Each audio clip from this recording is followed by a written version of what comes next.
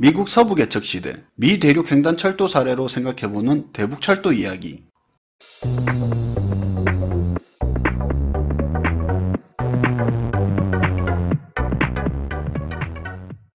안녕하세요. 캔들피그와 김하백의 나불대화 시간입니다. 오늘은 미국 횡단철도에 대한 이야기를 해볼 거고요. 추가적으로 우리나라 대북철도 사업하고 비교해서 보는 새로운 이야기를 한번 해볼까 합니다.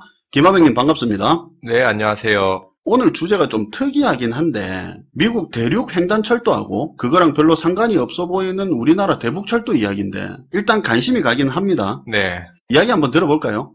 얼마 전에 문재인 대통령 착수식 발언 논란이 있었는데요. 예. 따지고 보면 별것도 아닌 내용인데 어쨌든 착공식이든 착수식이든 그게 중요한 게 아니라 왜 이런 사업을 해야 되는지, 그럴 만한 가치가 있는지, 만약에 사업을 진행한다면 어떤 방식으로 할 건지, 민간 기업들이 자발적으로 참여할 의사가 있는지, 아무튼 그런 게 중요할 것 같은데요. 예, 그렇죠.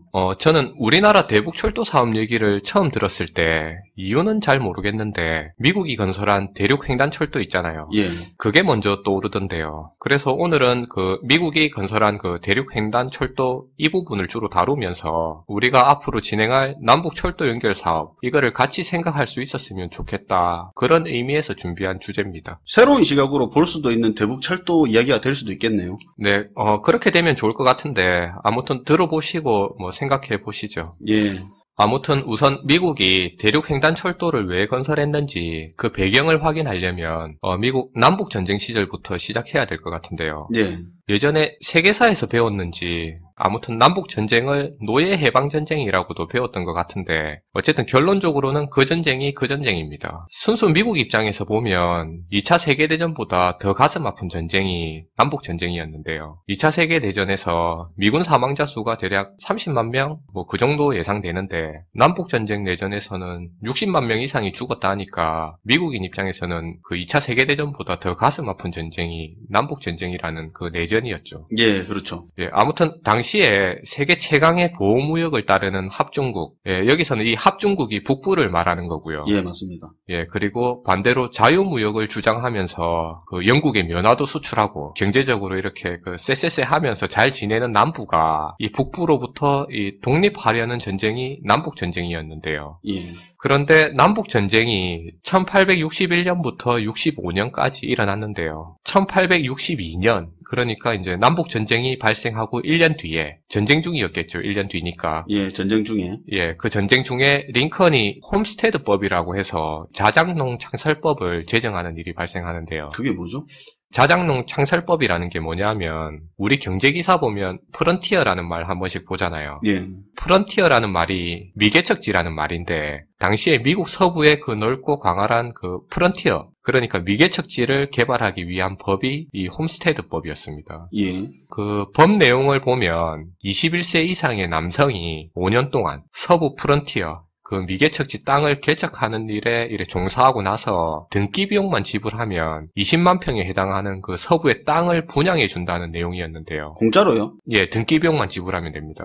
예. 풀어서 얘기하면 이런 겁니다. 미국 서부 미개척지 땅에서 5년만 개고생하고 나면 예. 지금 기준으로 예를 들면 그 취득세, 교육세, 인지대 같은 게 등기 비용이니까 그 돈만 내면 20만 평의 내 땅을 가질 수 있는 거죠. 야, 그러니까 이때가 우리가 흔히 보던 서부 영화 그 시대 배경쯤 되잖아요. 네. 이때 5년 동안 서부 개척 사업에 일을 하면 땅을 준다는 거잖아요. 취득세는 본인 부담으로. 네, 맞습니다.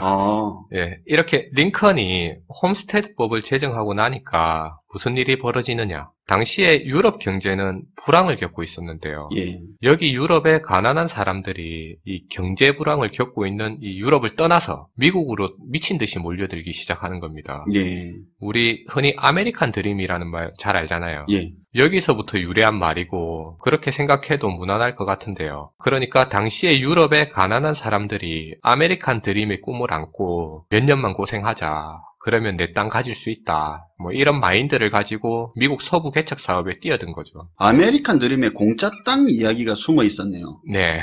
요즘 시대에는 유럽이 난민 문제로 골머리를 앓고 있는데 링컨 시대를 보면 국가 경제를 발전시키는 정책에 유럽 사람들을 어떻게 잘 이용한 경우라고 할 수 있겠네요. 그러네요. 당시에 미국은 남북 전쟁이라는 이 내전으로 땅은 피폐하고 미개척된 상태인데다가 거기에 뭐 앞에서 얘기했듯이 전쟁에서 2차 세계대전 당시보다 더 많은 그 60만 명이라는 그 젊은 미국인이 죽었다고 얘기했잖아요. 예. 그러니까 당시 전쟁 때문에 산업인력으로 돌릴 그 사람들이 부족했는데 이 노동 부족 문제를 이 유럽인을 투입해서 해결했다고 그렇게 봐도 될 것 같아요. 외국인 근로자를 잘 이용한 케이스네요. 네. 어쨌든 미국 입장에서는 엄청나게 밀려드는 그 가난한 유럽 이민자들을 통해서 저렴한 노동력을 꾸준히 공급받을 수 있었고요. 완전히 황무지나 다름없던 땅을 유럽 청년들의 힘을 빌어 그 농지나 목장으로 이렇게 개척할 수 있었습니다. 당시에 미국 경제는 농업 중심 국가였거든요. 예, 그랬었죠. 예, 그런데 이렇게 미국 서부 황무지가 개척되고 유럽인들의 붐이 일어나기는 하는데 주변 환경이 너무 안 좋은 겁니다. 인프라도 부족하고 교통도 부족해서 상당한 애로사항이 발생하는데요. 개척을 하는 과정에서 네, 미국 정부는 어쨌든 이러한 문제점을 해결해야 되니까 그래서 시작한 사업이 이 4개의 대륙 횡단 철도를 포함해서 미국 동서를 연결하는 그런 철도 건설 사업이었습니다. 교통 인프라가 필요했었겠죠. 네, 맞아요. 그리고 미국은 이런 철도 건설 사업을 통해서 폭발적인 경제 성장을 이루게 되는데요. 그런데 여기서 의문이 생길 수 있는데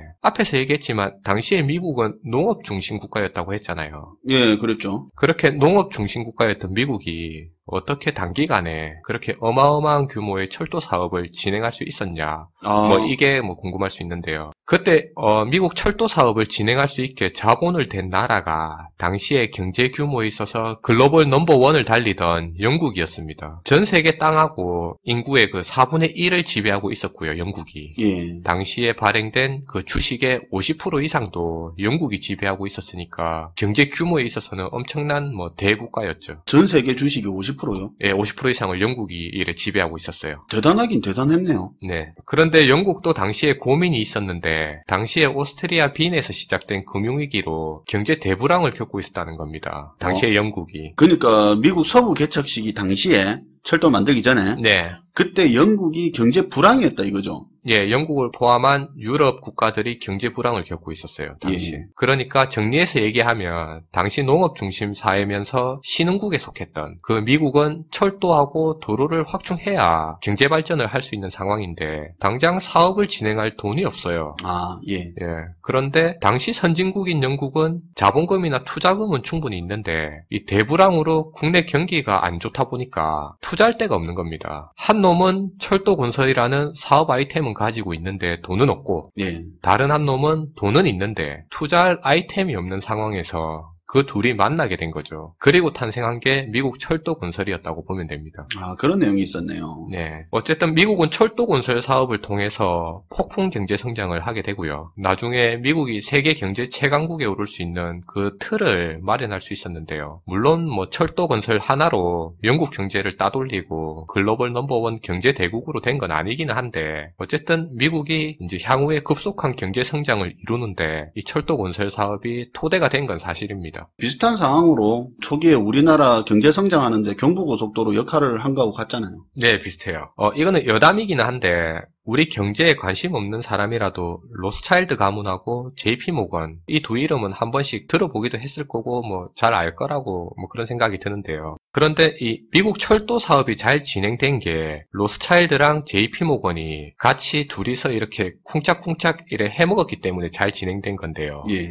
당시에 로스차일드는 선진국 유럽 금융권을 완전히 장악하고 있었고요. 예. JP 모건은 유럽 시장에서 미국으로 이렇게 자본을 땡겨오는 문지기 같은 그 브로커 역할을 하고 있었는데요. 예. 미국 철도 건설 당시에 미국의 부족한 자본을 JP 모건이 유럽에서 이 투자금을 땡겨오는 역할을 했고요. 예. 실제로 JP 모건이 당시에 그 로스차일드 거기의 미국 대리인 역할을 했습니다. 그리고 그 과정에서 JP 모건은 이 엄청난 재벌 기업으로 발전하는 그런 토대가 됐다고 그래 알려져 있어요. 그렇게 큰 돈을 벌었으니까 미국 최대 은행이 됐겠죠. 예. 그리고 무디스나 S&P 같은 미국 신용평가사 있잖아요. 예.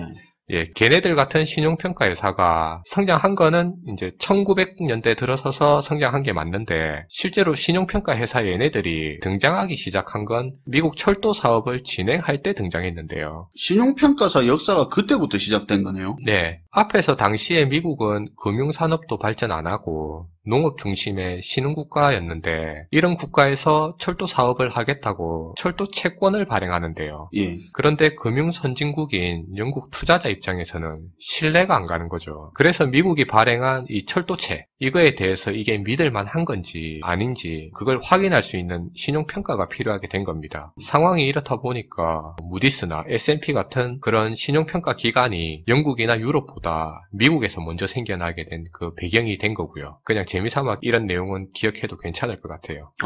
당시에 미국 금융이 건전하지 않으니까 그거를 평가하는 신용평가사라는 게 영국보다 미국에 먼저 생기게 된 거네요. 예, 맞아요. 그럼 이제부터 그 남북 철도 연결 사업에 대해서 간단하게 얘기해 볼 텐데요. 예.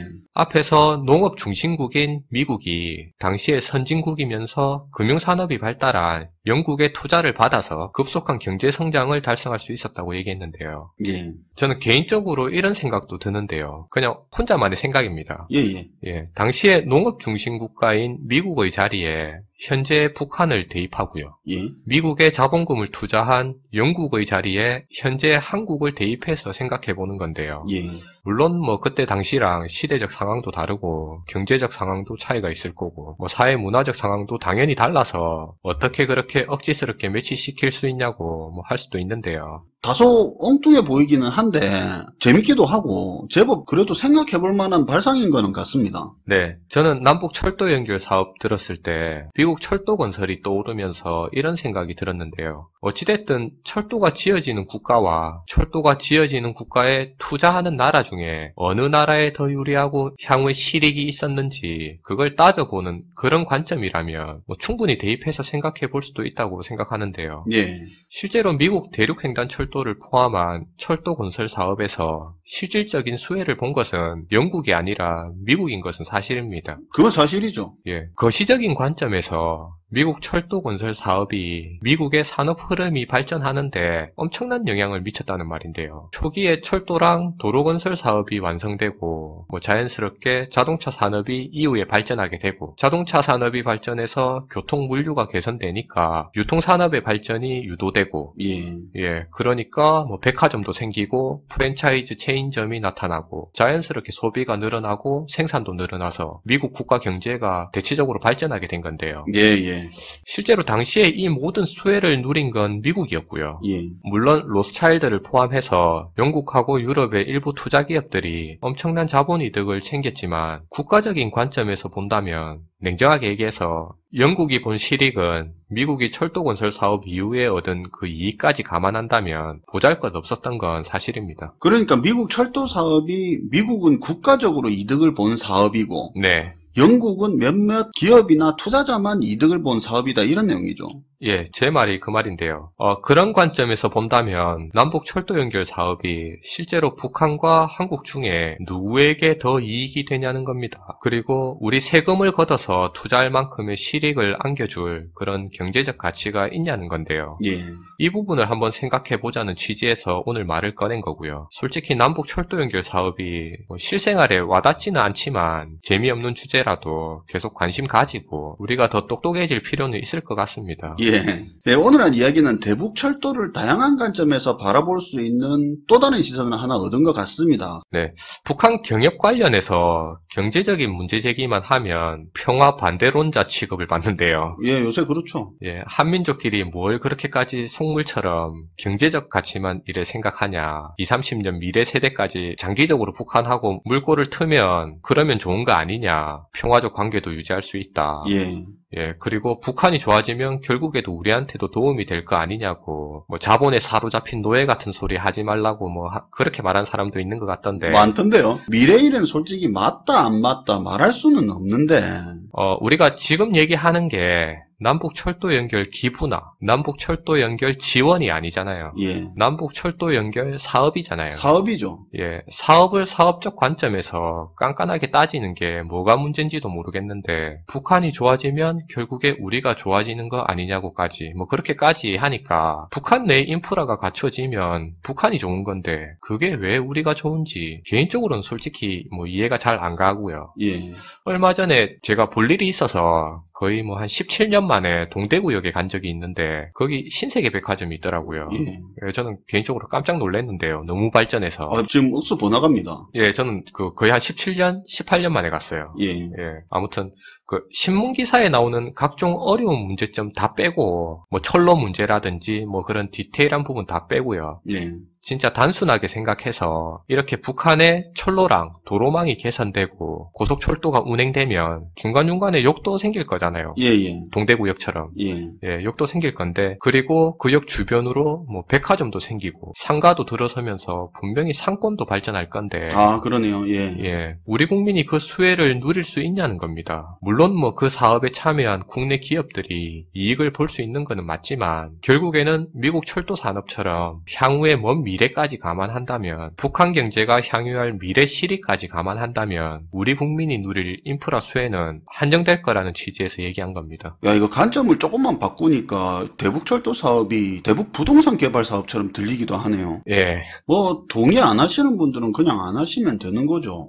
근데 오늘 재밌네요. 어차피 개인 의견인데 다양할 수는 있는 거니까 무슨 수학 공식도 아니고 정답이 있는 건 아니죠. 오늘 재밌는 이야기 감사합니다. 예, 감사합니다. 오늘은 미국 서부 개척 시대 철도 사업 이야기를 하면서 대북 철도에 대한 이야기도 접목을 시켜봤습니다. 시청해주셔서 감사합니다. 캔들스토리 식구가 되길 원하시면 구독 눌러주세요. 지금까지 김화백 캔들피그의 나불대화 시간이었습니다.